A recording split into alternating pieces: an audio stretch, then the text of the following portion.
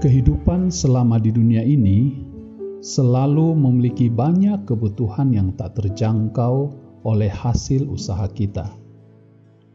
Kebutuhan kadang lebih besar daripada pemasukan, apalagi bila kita tidak dapat mengaturnya dalam skala prioritas. Kekhawatiran juga sering menyentuh tiap golongan dengan berbeda kebutuhan dan pergumulan. Kekhawatiran sering menguasai kita dengan menjadikan kita stres dan hilang harapan. Padahal firman Tuhan dari Matius 6 ayat 32b sampai 33 dengan jelas berkata, "Akan tetapi Bapamu yang di sorga tahu bahwa kamu memerlukan semuanya itu. Tetapi carilah dahulu kerajaan Allah dan kebenarannya, maka semuanya itu akan ditambahkan kepadamu." Kisah yang akan saya tuturkan ini merupakan kisah nyata dari Bapak TD yang melayani Tuhan di Afrika Barat. Sebagai anak dan pelayan Tuhan sekalipun, kita tidak akan pernah luput dari kekhawatiran. Demikian yang dikatakan oleh Pak TD. Ada satu jalan keluar yang sangat indah sebagai anak Tuhan, lanjutnya. Bahwa yang memiliki kita adalah seorang Bapa. Sebagai Bapa, Dia secara tepat tahu kebutuhan kita dan Ia juga memiliki ribuan cara dalam menjawab kebutuhan kita. Ingat, Dia Tuhan yang tak pernah tidur dan Ia Maha Tahu. Tiap pribadi tidak luput dari perhatiannya, dan begitu mudah baginya untuk menjangkau kita. Di kota ataupun di desa, di gunung ataupun di lembah, di dalam keramaian maupun bahkan dalam waktu isolasi, Dia ada dan dapat menjangkau kita.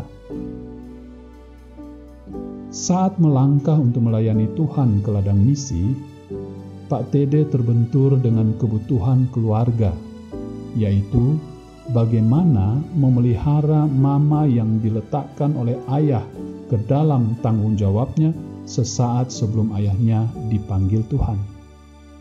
Melangkah dengan iman untuk Pak TD yang single tentu sedikit lebih mudah, tetapi bagaimana dengan mama yang ditinggalkannya di Flores, Nusa Tenggara Timur? Pergumulan ini tidak pernah dia sharingkan kepada siapapun, termasuk kepada pemimpin badan misinya pada saat itu. Bahkan suatu kali dalam sebuah acara gereja di Jakarta, ketika Pak TD mendapatkan kesempatan untuk men-sharingkan tentang panggilan misinya, Pak TD sama sekali tidak sharing atau mengungkapkan pergumulan tentang mamanya tersebut. Tetapi setelah selesai ibadah, Ibu Gembala jemaat tersebut memanggil dia ke kantornya. Dan setelah duduk, Ibu Gembala tersebut bertanya tentang bagaimana situasi dan keadaan orang tuanya Pak TD. Setelah Pak TD menjelaskan bahwa ayahnya telah dipanggil Tuhan, juga ia menjelaskan bahwa 2 tahun sebelum kematian ayahnya telah menerima Tuhan Yesus secara pribadi dalam hidupnya. Kesaksian ini sungguh menyentuh hati Ibu Gembala tersebut. Kemudian Ibu Gembala ini membuka laci mejanya dan menyodorkan sebuah amplop kepada Pak TD serta berkata, "Persembahan ini bukan untukmu atau urusan pelayanan ke ladang misi, tetapi ini buat ibumu. Bawalah dan serahkanlah ini kepada beliau dengan salam dari saya dan keluarga kami." Luar biasa. Pak TD tertunduk dan meneteskan air mata sambil berkata dalam hatinya, "Sungguh Bapa tahu kebutuhannya." Ketika Pak TD menghitungnya di kamar, ternyata jumlahnya cukup untuk mama yang akan ditinggalkan selama 4 tahun pertama saat dia nanti akan berada di ladang misi.